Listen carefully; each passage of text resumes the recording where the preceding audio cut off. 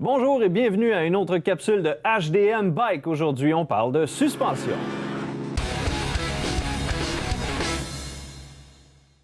Bonjour, ici Jason de Hockit.ca, votre communauté de sport sur deux roues, en compagnie de Julien Dosti de DM Bike. Comment ça va, Julien? Salut Jason.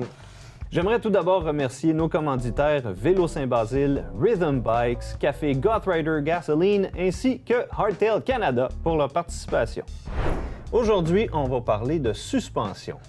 Est-ce qu'on remplace? Est-ce qu'on améliore? Parle-nous de ça. Bien, en fait, la première chose que j'aimerais vous parler, c'est le changement de l'amortisseur. Avant de changer un amortisseur, il y a certaines choses qu'il faut savoir. Donc, la première chose à savoir, c'est la dimension de l'amortisseur. Ce qu'il faut savoir, c'est qu'un amortisseur ne se mesure pas en débattement comparativement à une fourche. Donc, le débattement d'un amortisseur, en réalité, c'est la petite partie qui est juste ici, qu'on appelle la stroke. Donc, c'est pas un élément qui est nécessairement important dans un changement. Donc, pour changer un amortisseur, il faut connaître sa dimension. La dimension qui va se mesurer, par exemple, si je prends un 235 par 60, donc le 235 qui est la mesure entre les deux œillets ici, donc qu'on appelle le eye to eye. Et l'autre chiffre qui suit, donc dans ce cas-ci le 60 que j'expliquais, c'est la mesure de la stroke, donc la portion juste ici qu'on appelle le stanchion, donc la portion qui pénètre la suspension.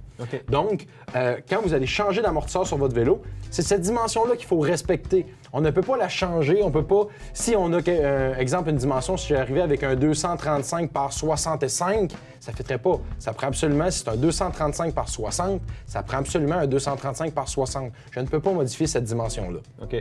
Est-ce que c'est possible d'avoir plusieurs dimensions dans un même modèle d'amortisseur? Oui, en fait, les compagnies vont offrir vraiment là, des dimensions, plusieurs dimensions différentes. C'est pour ça que c'est vraiment important de respecter la dimension qui fit sur votre cadre.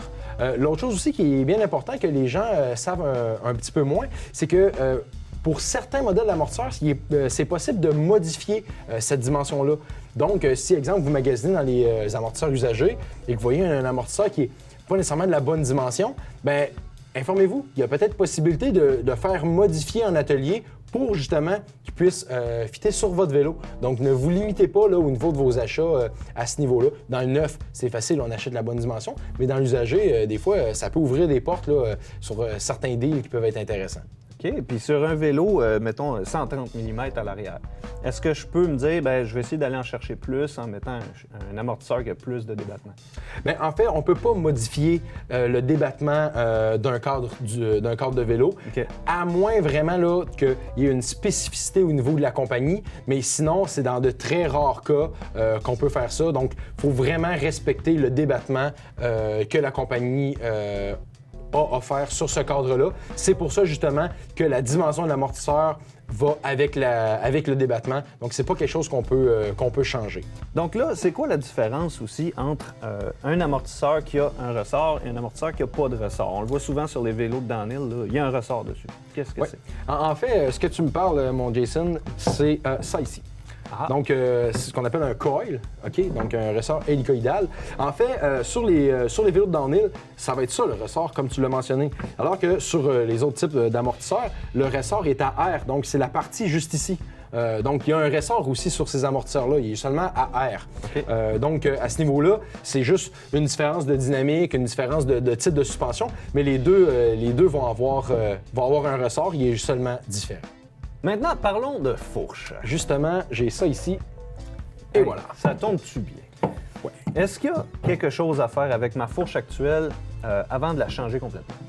Bien, en fait, oui. Les fourches, là, on peut modifier ce qu'on appelle le damper. Donc, la partie là, que vous connaissez, là, juste ici, là, vous avez tous les boutons. Donc, peut être modifiable, en fait. Juste aller voir avec les manufacturiers de suspension. Il y a peut-être des modifications qui sont possibles avec d'autres shops de suspension aussi, voir qu'est-ce qui est possible de faire. On entend souvent parler de modifier le débattement d'une fourche. Oui. En fait, ce qu'il faut savoir, c'est que le débattement de la fourche est la section juste ici, qu'on appelle le stanchion, donc la portion qui pénètre dans la fourche.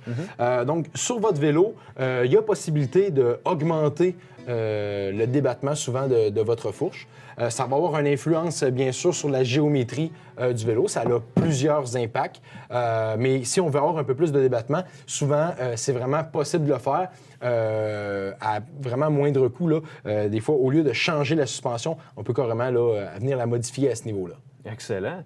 Bien, Julien, je te remercie infiniment pour toute l'information que tu nous as donnée. J'espère que ça répond à vos questions par rapport aux suspensions. Et on se revoit bientôt pour une autre capsule de HDM Bike.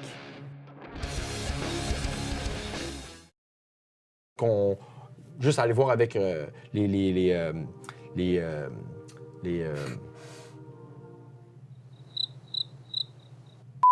Parlons de fourche maintenant. Justement, j'ai ça ici.